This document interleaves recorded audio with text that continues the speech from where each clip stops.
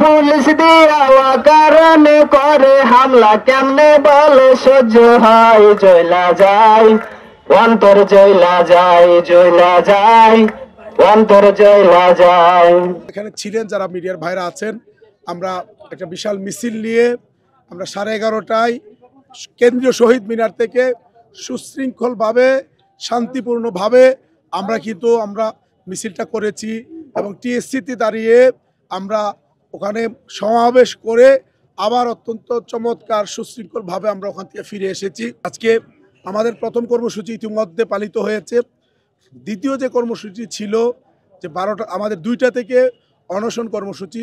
আমরা যখন অনশন কর্মসূচি শুরু করতে যাচ্ছিলাম ঠিক সেই মুহূর্তে আকাশ থেকে রহমতের বৃষ্টি আমাদের উপর পড়েছে।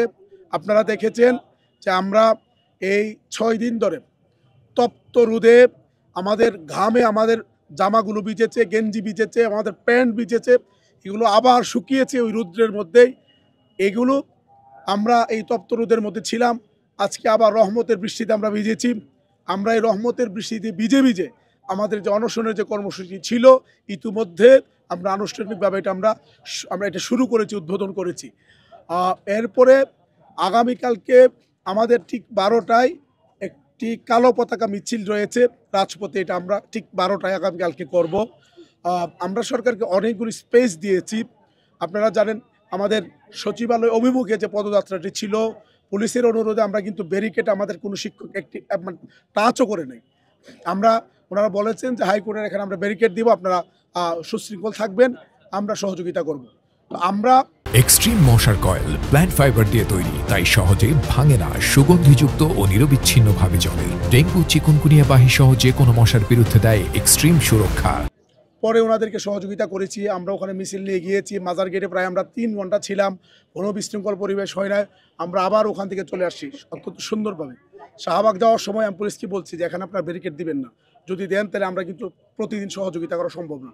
তারা একটু নমনীয় হয়েছে, তারা আমাদেরকে কিছুটা হইলেও সহযোগিতা করেছে যাওয়ার ক্ষেত্রে। তো আমরা শাহবাগে গেলাম, ওখানে ছিলাম প্রায় 3 ঘন্টা। আমাদের কাছে তখন মনে হয়েছে যে এটা মোটামুটি একটা অত্যন্ত গুরুত্বপূর্ণ রাস্তা, বিশেষ করে 2টি হাসপাতাল এখানে আছে। তো আমাদের কাছে মনে হয়েছে যে এটা অত্যন্ত জনদুর্ভোগ এখানে তৈরি হচ্ছে।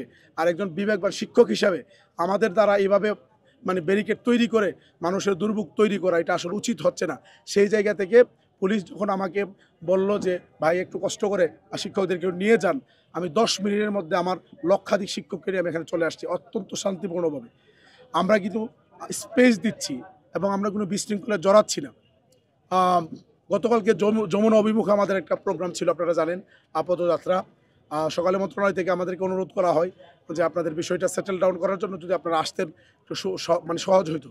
কিন্তু দুঃখের বিষয় কি, আলোচনার সিস্টেমটা হচ্ছে যে আমি যা চাই আমি ওখান থেকে কিছুটা নামবো, ওনারা যা দিতে চান ওখান থেকে কিছুটা পারবেন, এটি সিস্টেম। কিন্তু আমি যখন গেলাম ওই আগে 5 দিন আগে আমার সাথে যে কথা বলেছে একই কথা, এর চেয়ে বিন্দু মাত্র তারা পারবে না।